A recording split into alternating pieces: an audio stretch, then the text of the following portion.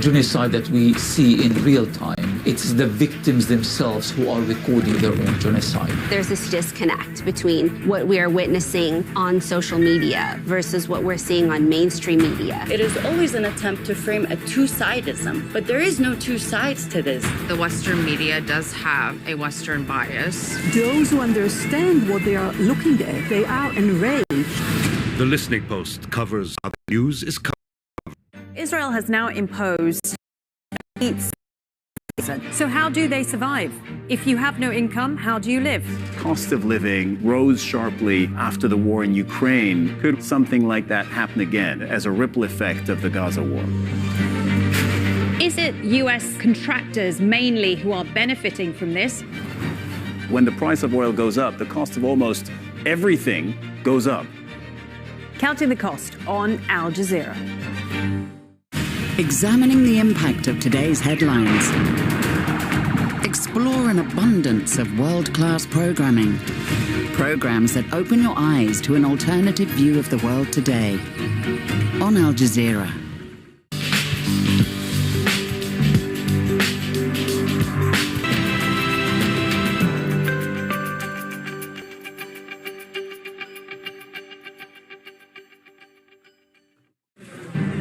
Israel's bombardment of civilian areas goes on. More than a dozen are killed in overnight shelling in Gaza's city of Rafah. Almost 25,000 Palestinians are now confirmed dead.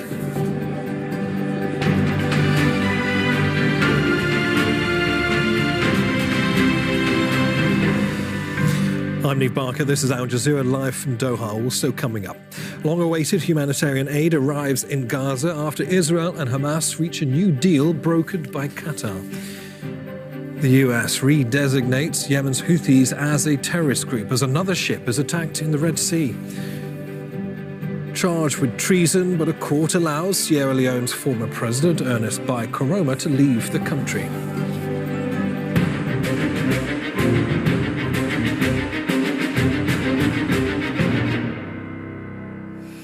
Thanks for joining us. We begin in Gaza, where at least 16 people have been killed in overnight shelling in the city of Rafah. Children are among those killed. Several have been wounded. The Israeli strikes hit a house in the eastern part of the city. Fighting is also taking place between Palestinian groups and Israeli troops near Nasser Hospital, that's in Khan Yunis, for a second night. Well, desperately needed medicine and other humanitarian aid has finally entered Gaza. It was sent from Qatar hours after a deal was reached between Israel and Hamas to allow the supplies to be distributed. Imran Ullah Khan has more. Life-saving aid for Gaza, following a Qatari and French brokered deal between Israel and Hamas. The cargo includes humanitarian essentials for Palestinians, as well as medicine for Israeli captives in the besieged Strip. The United Nations is overseeing the process. Aid has been sporadically trickling in to the 2 million Palestinians besieged by Israel, often through diplomatic channels, nearly never enough. Doctors can't find anything to treat their patients. Now they just use salt. And even salt is $13 per kilogram now. Can you imagine putting salt on people's injuries to disinfect them? We've reached a very critical point. People are dying, and we can't even find painkillers. The UN estimates 93% of the population in Gaza is facing a severe level of hunger, and says pockets of the Strip are already experiencing famine-like conditions.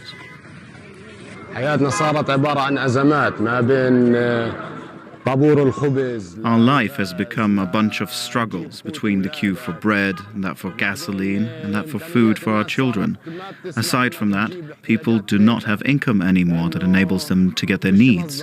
There is no source of income. People who had income before the war, or had a business or a project, have become unemployed now.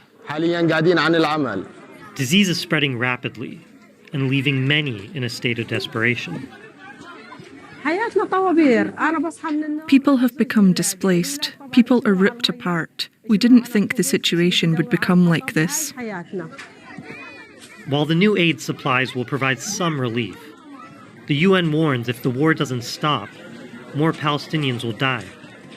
Not from bombs, but from famine and disease. Imran Ullah Khan, Al Jazeera. A delegation from the World Health Organization has returned from Gaza and has again warned of an unfolding humanitarian catastrophe in the Strip. Gabriel Elizondo has more from the United Nations. Well, they said it's gone from bad to worse and that it's a tragedy based on his words, his being Sean Casey, who's an emergency health officer. And what's interesting about this is that he was in Gaza for 5 weeks, so a fairly considerable amount of time. And he was all over the Strip. And what I mean, he was in the south, middle, and north part of the Strip. He saw firsthand exactly what's going on in the hospitals.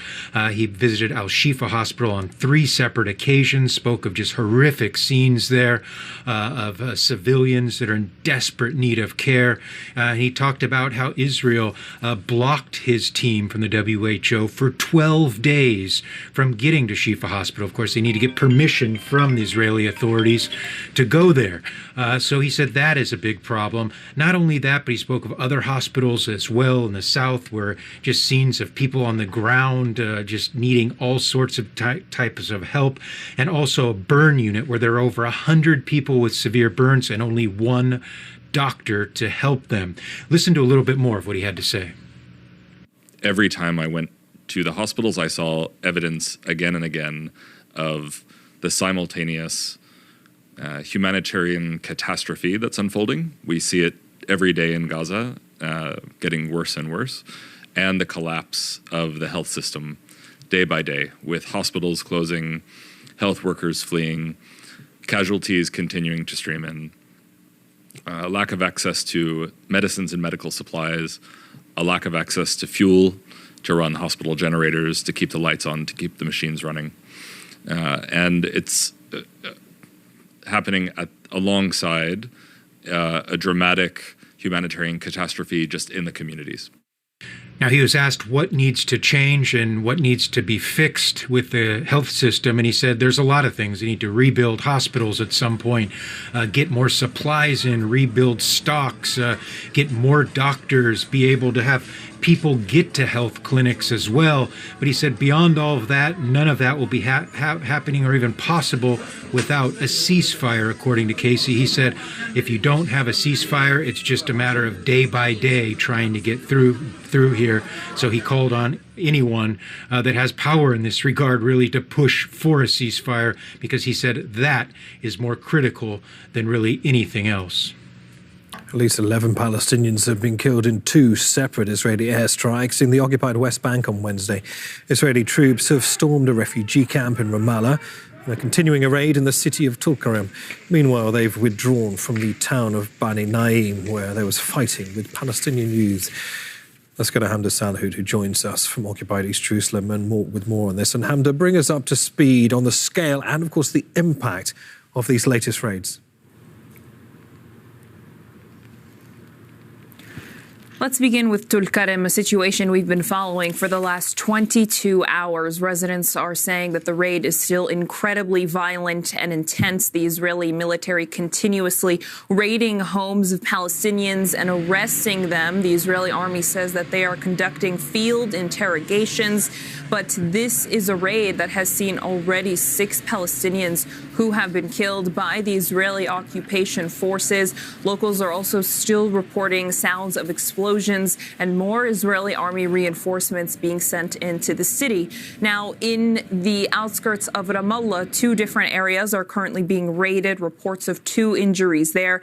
Medical crews on the scene, again, not able to reach the injured. This is something we see continuously in these raids.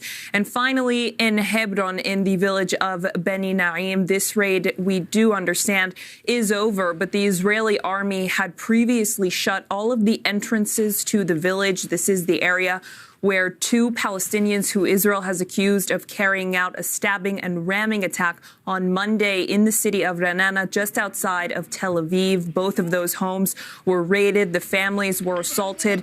Other family members were detained and taken for interrogation, as both of those homes have now been mapped out for demolition, a policy that the Israeli army carries out regularly, though it is incredibly controversial on the international scale. Since October the 7th, you're looking at least 366 Palestinians who've been killed because of Israeli raids. Right, Hamda, let's turn to Gaza, if we may, because, of course, as we've been reporting, finally medical aid is getting in as part of this deal between Hamas and Israel. But just exactly how complex and contentious have negotiations been to achieve this? We understand that 5 trucks of medical aid have entered the Gaza Strip through the Rafah border crossing, but getting there wasn't so easy. This was a plan that was agreed upon by both parties, Israel and Hamas, through negotiations with Qatar and France, but the complexities of it have been developing all day, even after the fact that it was agreed upon. You had a situation in which the aid was reportedly not supposed to be inspected upon going into the Gaza Strip. The Israeli Prime Minister has denied that he agreed to that, though Hamas did say that it was part of the agreement. And then you had political turmoil as a result. Members of Netanyahu's own government pointing the finger at him to take responsibility, and harsh criticisms from members of the right-wing camp of his coalition who say that Netanyahu really was not supposed to make a decision like this, not inspecting any sort of aid that goes into Gaza. But remember, this is life-saving medical aid that is supposed to go to hospitals in Gaza. But part of the deal was that there would also be medications that would be sent to 45 Israeli captives, and the Red Cross is supposed to facilitate that transfer. This is the first agreement since November where we saw the release of a little bit more than 100 captives who were held inside of Gaza. So families of the captives are saying that there is a little bit of hope on the horizon, that the two sides were able to agree to some sort of deal, even though it didn't involve the release of the captives. Perhaps it could lead the way to further negotiations, to further mediations, to see the release of the captives. But again, the Israelis have been consistent in their policy that military force is the only way to bring the captives back, despite all of the negotiations that we have seen previously in the month of November. So a lot of complexities as this war is continuing, and the Israelis say it's going to continue well into this entire year. Well, and as you say, further negotiations rather than force is the hope. Hamda Salhout in occupied East Jerusalem, many thanks for that. Well, as Hamda's just been saying there, since the war on Gaza began, the frequency and intensity of Israeli raids throughout the territory have been increasing. Mohammed Jamjoon has this from Ramallah. The aftermath of an early morning Israeli airstrike in the Balata refugee camp on the outskirts of Nablus. One of several Palestinian men killed, Abdullah Abu Shallal, the leader of Fatah's military wing in Balata, the Al-Aqsa Martyrs Brigades. Israel's army released this video of the attack on the vehicle carrying the men. In a statement, it accused Abu Shallal of planning to carry out what it called an imminent large-scale terrorist attack. When paramedics arrived, they weren't allowed to reach the vehicle. More than once we tried to reach the targeted car, but the Israeli forces would turn us back. I waited for an hour until they took the bodies. We reached the location after they withdrew. We found remains and body parts at the scene. Hours later, another airstrike during a separate Israeli army incursion. Several people killed as a result. This time in the Tulkarem refugee camp. Israeli soldiers detained Palestinians as Israeli bulldozers destroyed infrastructure.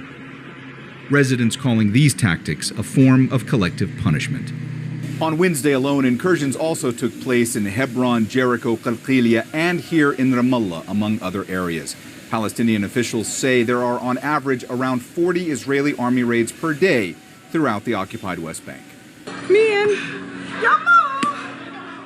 Along with the escalation in violence comes an increase in the death toll.